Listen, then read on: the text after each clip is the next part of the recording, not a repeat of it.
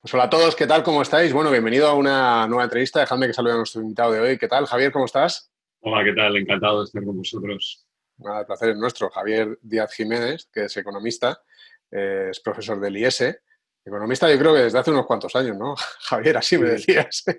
empecé muy pronto, a los 16, fue un amor a primera vista y todavía me dura. La verdad es que ha sido dedicación exclusiva en todas estas décadas. Vamos a saltar 40 y pico años hasta la España actual. Primero, cuéntanos un poco el diagnóstico que estás haciendo tú de Bueno, la foto de donde estamos ahora. sí, la charla que estoy dando ahora, o que se titula Lo peor ya ha pasado. Y intento explicarlo, qué quiere decir, qué quiere decir lo peor ya ha pasado, y hago un par de consideraciones, de condiciones que tienen que ocurrir, que tienen que darse para que lo peor ya haya pasado, pero realmente desde un punto de vista macroeconómico. Desde un punto de vista macroeconómico, lo peor ya ha pasado. ¿Qué quiere decir eso? Pues que si tú pintas la serie de Producto Interior Bruto, la caída del segundo trimestre de 2020 ha sido sin precedentes en todos los territorios que han tenido que optar por un confinamiento, como en nuestro caso. En China, pues además un poco adelantado.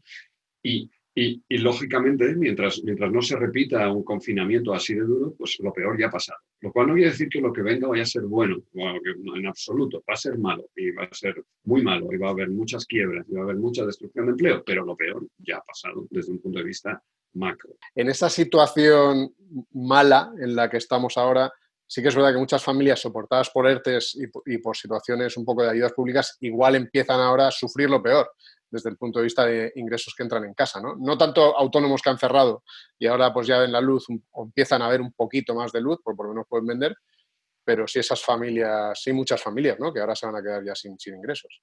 Bueno, los ERTE se han prorrogado, afortunadamente los hemos prorrogado hasta finales de enero.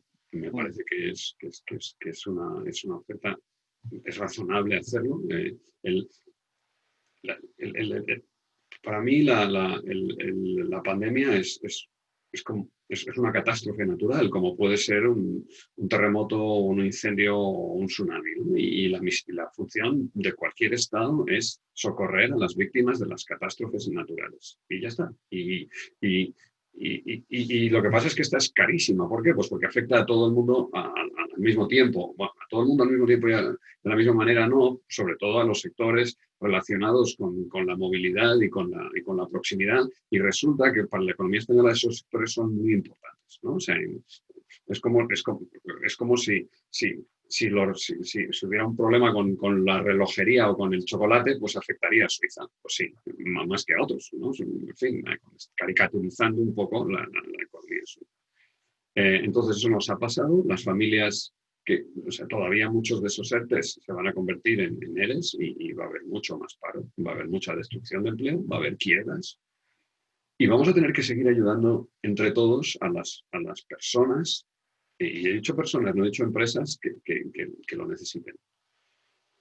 Pero macroeconómicamente lo peor ya ha pasado, y vamos a poder usar todos los mecanismos de la solidaridad, los fondos europeos, que es solidaridad de toda la eurozona, de toda la Unión Europea, en la política monetaria del Banco Central Europeo, también es solidaridad de todos, porque la inflación es un impuesto, y la solidaridad nacional, o sea, la nacionalidad del Estado español, con sus mecanismos, con sus distintos mecanismos, ¿no? Y, pero macroeconómicamente lo peor ya ha pasado. ¿Eso qué quiere decir? Que vamos con todo y con eso, yo creo que la serie del Producto Interior Bruto ha tocado su mínimo, y a partir en el T2 de 2020, y a partir de entonces vamos a ver una ligera mejoría, y siempre que mejore el Producto Interior Bruto, eh, con todas sus deficiencias, ¿vale? No estoy sacralizando el Producto Interior Bruto, pero es un indicador y un proxy magnífico. Es una gran aproximación a lo que está pasando. Recoge todo, porque resulta que hay empresas que se han forrado con la pandemia. Entonces, y esas están en el PIB también, ¿no? Entonces, vamos a ver una ligera mejoría que nos va a permitir, que va a generar espacio fiscal, que va a permitir la solidaridad, y ya el último comentario en esto, quizá para hacerlo un poco más gráfico. En la destrucción que ha generado la pandemia es evidente. y no ha terminado de generar destrucción. La creación que ocurre inmediatamente después no es evidente, es lenta, lo estamos viendo. Esta entrevista no hubiera ocurrido antes de la pandemia. Así. Quizá hubiera ocurrido, hubiera sido de otra manera, pero con esta facilidad. Mi despacho, ahora mismo, pues tengo un micrófono profesional, tengo luces. Un poco antes estaba mirando a comprarme una pantalla verde. Eso es creación, eso es nuevo. La capacidad que tiene hoy el IS de hacer programas híbridos, de hacer programas online, no la tenía hace 6 meses y éramos muy pocos los que insistíamos, tenemos que hacer esto, ¿okay? Pero no teníamos el consenso Entonces, lo vamos a ir viendo. Llevamos adaptándonos todos, y el turismo también, y la movilidad también, y otras, todos llevamos adaptándonos a esta nueva situación desde el minuto 1, ¿okay? Y lo que pasa es que eso es más difícil de ver. Parece que si ya no hacemos lo de antes, estamos condenados a no hacer nada. Y no es verdad. Si ya no hacemos lo de antes, ya no hacemos lo de antes. Y ahora tenemos que hacer otras cosas distintas. Y las estamos haciendo. ¿Y sabe dónde salen? Siempre en el Producto Interior Bruto. Dentro de 2 días, vamos, de 2 días, no, en cuanto tengamos los avances de contabilidad nacional, la conversación va a ser cómo es posible que la economía española haya crecido un 15% en términos intertrimestrales. Pues es muy fácil, porque estuvo 2 meses cerrada en el T1. Entonces, o el 20, o el 25, no la española, la que sea, ¿no? Y vamos a ver tasas de crecimiento sin precedentes, que vamos a tener que explicar, y vamos a ver una mejoría de las interanuales, una notable mejoría de las tasas interanuales. Y a partir de ahí, pues iremos un poquito para atrás, pero yo si no hay un confinamiento de 2 meses o más y una dureza parecida, porque si hay nuevas restricciones en la movilidad, eso no es un confinamiento. Vuelvo a decirte, mientras mis niños estén en el cole y en mi caso, mi empresa siga abierta, el IS siga abierto, que tiene que ver con educación, que tiene que ver con movilidad, que tiene que ver con proximidad, pues lo peor ya ha pasado. Y me parece que eso es importante entenderlo porque sigue ahí esta especie de exceso de miedo, de exceso de preocupación. No, lo peor ya ha pasado. Extrapolamos, ¿no? Siempre el ser humano siempre extrapola los últimos datos que han sido terribles Sí, ahora parece que otra vez y que lo hemos hecho mal, y otra especie de bola de negatividad que uno no aporta nada, y 2, simplemente no es verdad, lo siento, no es verdad. Podríamos hacerlo, todo es mejorable, mira, todo es mejorable, seguro que sí. No estoy quitándole culpas a nadie, no estoy diciendo que no haya que hacer un análisis de la situación, que no haya que evaluar los errores, todo eso, por supuesto que cualquier sociedad responsable, cualquier grupo humano responsable tiene y debe hacerlo, sobre todo los que salimos muy mal parados en las comparaciones internacionales, porque es que, de verdad, el otro día preparaba esta slide para mis alumnos y para los programas. Y España en el G20, si tú pones el G20 y España y pones la caída del Producto Interior Bruto de T2 y los pronósticos que hace el Economist en su última página, y no me estoy inventando los datos de ningún sitio, esos datos son los mismos para todos. Para 2020, pues España sale peor que Argentina. O sea que, en fin, con todo mi respeto y mi cariño para Argentina, pero es que es así, ¿ok? Ya está. Y no estoy hablando de muertos, no estoy hablando de costes sanitarios, simplemente de costes económicos. Con lo que en esa dimensión, los resultados, no voy a decirte si es la gestión, yo no sé, son absolutamente devastadores, ¿vale? Ahora, ya está. Ahora si quieres seguimos por ahí, pero... No, hay un punto que es el ahorro, ¿no? El ahorro de las familias, hemos visto que está disparado a máximos, sí, probablemente porque muchas familias tienen el temor de quedarse en paro o porque lo que sea, ¿no? Esto en realidad tiene una lectura negativa, que es el temor de la gente, pero ¿tiene una potencial positiva de exponencialidad de la recuperación o no?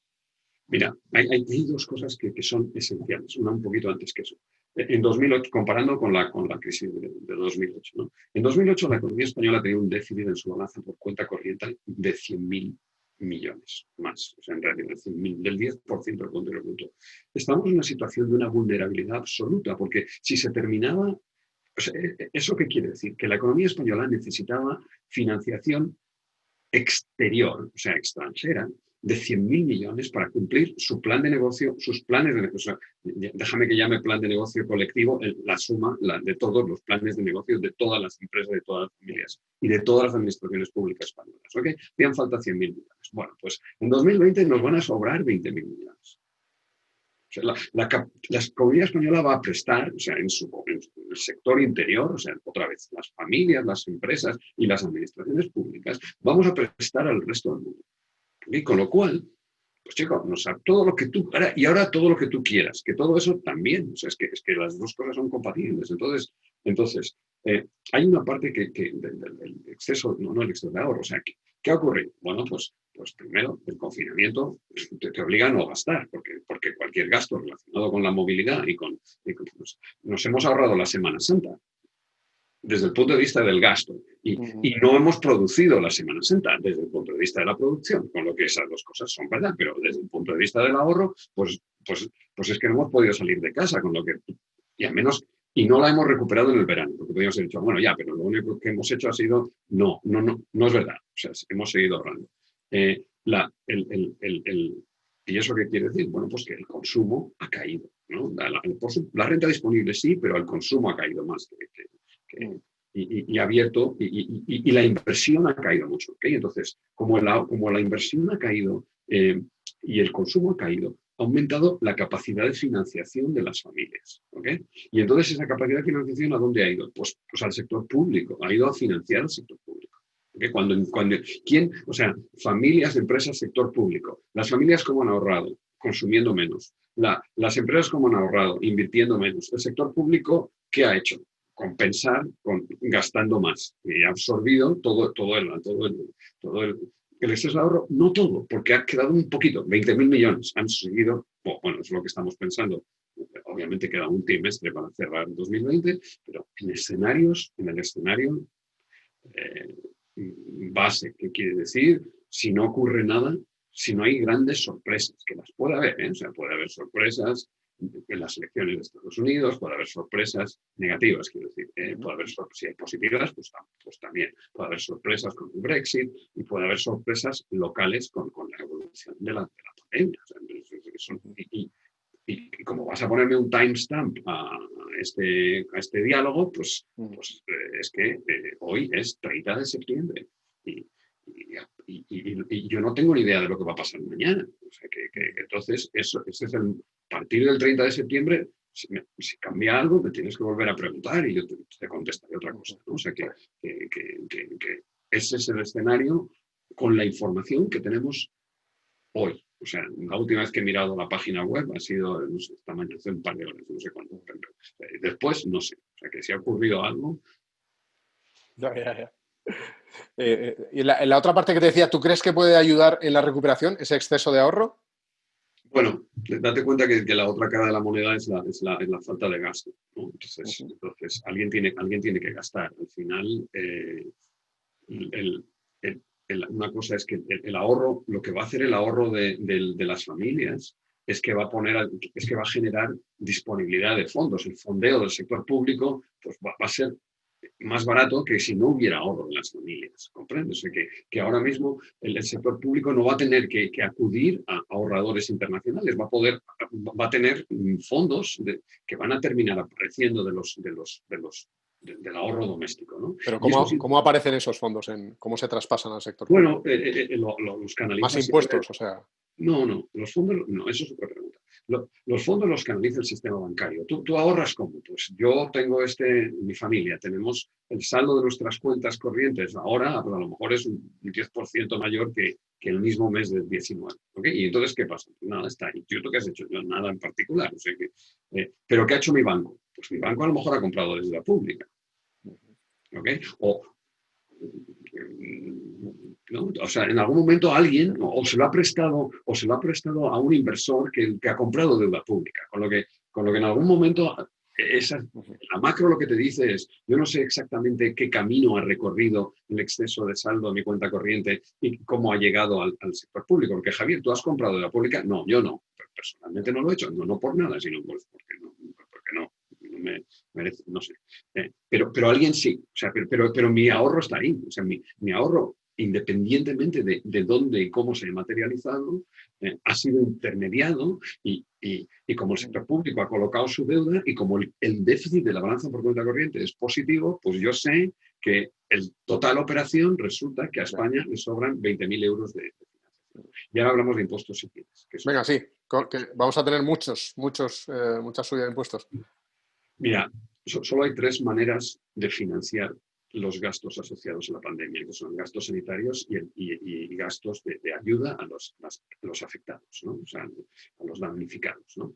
3 maneras. O con imprimiendo dinero, y en nuestro caso esa forma no la podemos, el recurso a la financiación directa del Banco Central Europeo está cerrado porque necesitamos, primero porque sus estatutos lo impiden, pero además nosotros hemos renunciado a no somos soberanos en nuestra política monetaria, la compartimos con el resto de los miembros de la Unión Monetaria, ¿no? Entonces, eso no vamos a poder hacerlo, aunque el Banco Central Europeo, dentro de el margen que le dejan sus estatutos, ha puesto a disposición, en fin, ha abierto una línea, un programa específico de apoyo a la pandemia, poniendo a su disposición, a la disposición de todos, o sea, continuando con la expansión cuantitativa y facilitando la financiación de todos. ¿Ok? Vale, pues ese es el primer punto, no podemos hacerlo.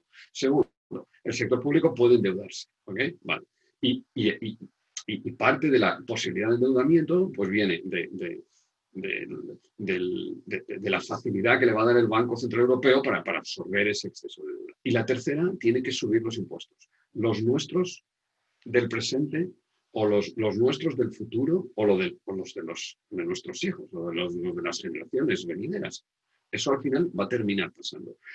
Y la cuarta son transferencias. Si la Unión Europea nos regala fondos, pues gracias, porque entonces esos no se apuntan en el pasivo de nadie y se pueden usar pues, para pagar los ERTES, para financiar los proyectos de transformación digital o los proyectos de mejora en la eficiencia energética, en fin, los planes que vaya a autorizar. Entonces, la solidaridad, ahora viene la solidaridad en estas circunstancias va a requerir que los grupos menos necesitados o más favorecidos, porque los hay, pues se solidaricen con los más perjudicados y más necesitados, ¿vale? Porque si a los ricos nos quitas el 10%, pues vale, pues ya está, pues qué mal y no nos da ninguna alegría, pero no nos pasa nada. Pero si tú eres un, no sé qué número decirte, un 10.000 eurista y te quitan el 10%, pues ok, pues ya está, pues te aguantas, ¿no? Y listo. Y si eres un 1.000 eurista, un 800 eurista y te quitas un 10%, pues no puedes vivir.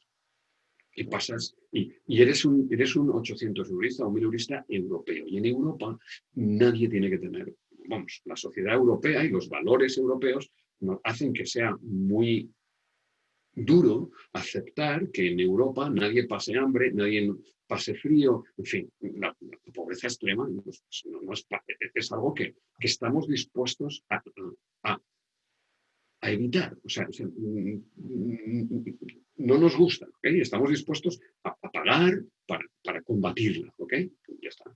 Y bueno, pues eso va a ser así. Y podríamos hablar bueno, ya sabemos a todas las empresas que estamos ayudando, pero ¿podríamos ponerle un estratipo solidario en el impuesto sobre sociedades a las empresas que tengan más beneficios en 2020 que en 2019? Esto no es una pregunta técnica, es una pregunta política, ¿no? Si tú me preguntas a mí, yo te digo, pues claro que sí. ¿Por qué? Porque a estas empresas les ha favorecido la pandemia, ¿no? Si tú vendes mascarillas, pues oye, porque ¿sabes? Yo no es que tenga nada en contra de que tú vendas mascarillas, que me parece absolutamente genial y te estoy profundamente agradecido, pero también te voy a decir oye, que te ha venido bien o has sido muy listo, has sabido aprovechar, bla, bla, y entonces solidaridad. Porque tú has vendido mascarillas en un entorno que no cree que piensa que la pobreza no O sea, porque podría estar en el otro lado, ¿sabes? O sea, que no, que la pobreza extrema y la miseria no es propia, no es decente cuando eres europeo. Y ya está. Entonces, eso, políticamente, vuelvo a decirte, técnicamente, yo no estoy hablando técnicamente, porque esta decisión, la solidaridad es política, no es económica, no es técnica, es política. Entonces, políticamente, si tú me preguntas, ¿a ti esto qué te parece? Pues no me parece bien, pero no me parece mal, porque bien no me parece que me suban los impuestos, pero no me parece mal, porque entiendo que estas circunstancias son excepcionales y puestos a elegir. Oye, Javier, ¿tú qué prefieres? ¿Que te suban los impuestos ahora o en 2012, que fue lo primero que hizo el gobierno, no voy a decir de turno, ¿ok? Porque fue la primera medida que tomó. Pues estos me van a doler menos que aquellos, ¿ok? Me van a poner el IRPF a lo mejor en el mismo sitio y este impuesto me va a parecer que está más justificado, este extratipo me parece que está más justificado que aquel extratipo. ¿Y eso qué es? Política. ¿Qué quieres que te diga? Pero de hecho, alguno dirá, joder, Javier, estás diciendo que lo peor ya ha pasado y que hay que subir impuestos. Estás en las tesis oficiales en la actualidad. Pero no, las dos cosas. No, perdóname. Nadie ha tenido el valor, que yo sepa. Ahora ves, si hubiéramos conseguido estar en el otro, ahora te enseñaría las slides. O sea, nadie tiene nadie tiene el valor de ponerse delante de un auditorio y decir lo peor ya ha pasado. Porque no es fácil, ¿sabes? Claro. Y darte datos. Y decirte, mira, y esto es un desastre. Pues sí, pero lo peor ya ha pasado. Y lo que viene, ¿cómo va a ser? Muy malo. Pero lo peor ya ha pasado. ¿Okay? Entonces, yo creo que el gobierno no se atreve a decir esto. No sé quién lo dice o quién no lo dice, pero esto, yo una tarde, fue una epifanía, ¿no? Estaba mirando datos, lo que hago siempre, ¿no? Y digo, es que lo peor ya ha pasado. ¿Por qué yo no digo esto? Puedo decir que lo peor ya ha pasado, porque es que lo que va a venir ahora, el lío ahora, va a ser. Pero es que te estoy hablando de 5 días. Es que nos quedan hasta que salga el primer dato, el primer avance de T3. Va a ser decir, ahora cómo explicamos esto. Va a decir la gente que cómo que te atreves a decir que la economía española ha crecido un 15%. Pues sí, pues es que eso es. Pues yo no lo he notado. Ya, porque resulta que tú eres turismo o eres... Ya lo sé. Pues yo he perdido mi trabajo. Ya lo sé, pero tú eres micro y yo te estoy hablando de la macro. Y además te voy a decir, si la micro y la macro no coinciden, ganas tú, con lo que no vamos a discutir. Pero macroeconómicamente, de verdad, lo peor se ha pasado.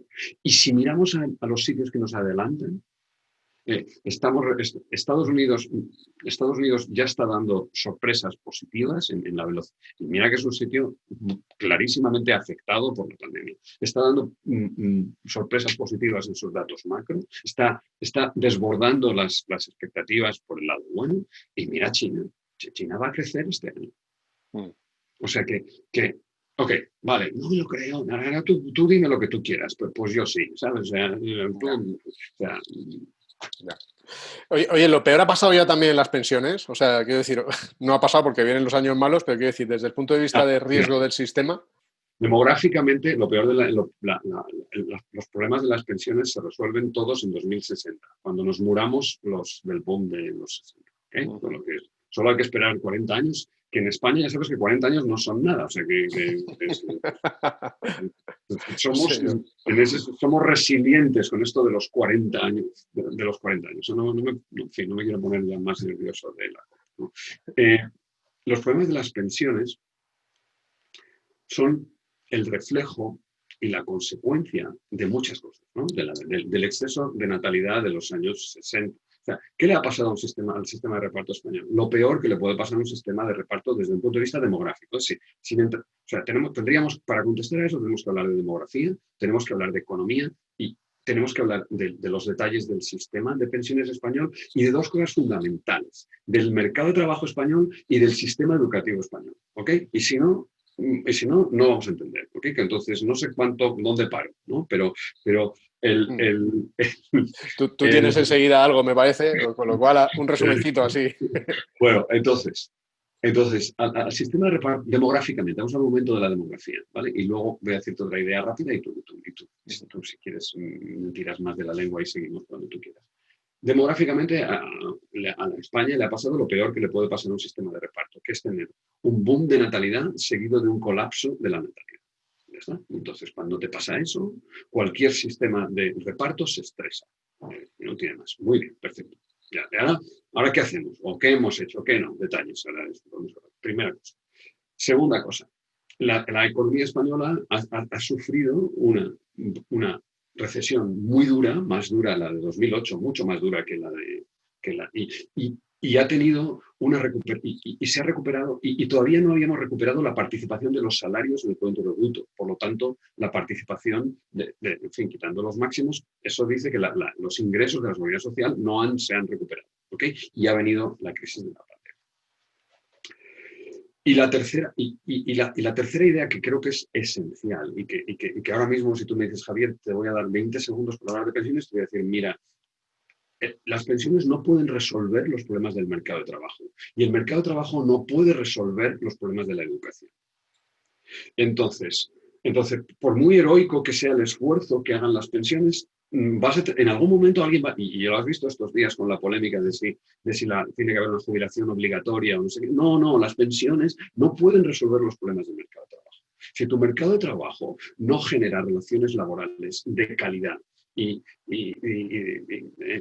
quiere decir de calidad? Con salarios suficientes y generosos y altos y con trabajos no precarios, o sea, trabajos dignos y estables, pues no va a haber pensiones, porque no va a haber ingresos, ¿ok? Sean como sean las pensiones. Y si tú no tienes un sistema educativo que eduque a la gente, que sea capaz de formar a las personas para el mercado de trabajo, para este mercado de trabajo, que no genere, que genere el fracaso escolar que se genera el sistema español, que genere los resultados de PISA que genera el sistema español, que tenga este disparate absoluto de haber entrado en Bolonia con 4+1 cuando toda Europa está en 3+2, que es el acto de mayor corporativismo que he visto en el que yo fui parte, porque estuve en la primera reunión y me fui de allí con un portazo avergonzado, ¿okay? El día que decidimos que íbamos a hacer distinto a Europa, que nuestros grados iban a tener 4 años y no 3, que es lo lógico, en fin. Bueno, pues mientras no resolvamos eso, las pensiones son una consecuencia. ¿De qué? De 3 cosas. La captura del sistema educativo por los educadores públicos, ¿okay? Que han capturado el sistema. Y ya está. Y hacen, y no puedes decirles que vamos a evaluar y que vamos. No, yo sé. La captura del mercado de trabajo por los empleados públicos y los indefinidos con contratos de larga duración. Esas personas han capturado, son mayoría, por supuesto, han capturado el mercado de trabajo y impiden la mejor protección, el reparto de la protección laboral. Ya está. Y la tercera cosa, la captura de las pensiones por los mayores de 50 años. Y entonces, económicamente, resolver los problemas de las pensiones, resolver los problemas del mercado laboral, o mejorar las pensiones, mejorar el mercado laboral y mejorar la educación es muy fácil. Políticamente es imposible, porque los 3 están capturados. Las pensiones por los mayores, el mercado laboral por los excesivamente protegidos y la educación por los educadores públicos. Ahora, imagínate tú el flambé, o sea, ya has conseguido, Javier, en 3 minutos que te odie. Sí, efectivamente, lo he conseguido, pero es que ahora que alguien me demuestre que no es así. La captura esta o el rastreo por los mayores de 50, ¿te refieres, por llevarlo a un plano más concreto, a que no se puede desligar del IPC, por ejemplo? Mira, en España y en todos los países de Europa solo hay 2 partidos, el de los mayores de 50 y el de menores de 50. Para que pueda haber 4, ¿qué hay que hacer? Inventarse el Pacto de Toledo. Porque si inventamos el Pacto de Toledo ya hay 4 partidos, porque no vamos a discutir de la única cosa que absolutamente polariza a la sociedad. Y cada vez que hemos intentado hacer cambiarlos, que yo no digo que haya que hacerlo, vuelvo a decirte, pero ¿cuál es la prueba? pues el fracaso absoluto de la reforma de 2013, del intento de vincular las pensiones a la sostenibilidad del sistema. Eso no puede ser de ninguna de las maneras. ¿Y qué ha pasado? Pues que no ha sido. Y te aseguro que si el Pacto de Toledo dice algo, pues no va a decir vamos a repetir. No, por supuesto. Las pensiones se van a actualizar con el IPC. ¿Cómo se prometió? Yo no digo que eso no sea una buena idea. El Estado debe cumplir sus promesas.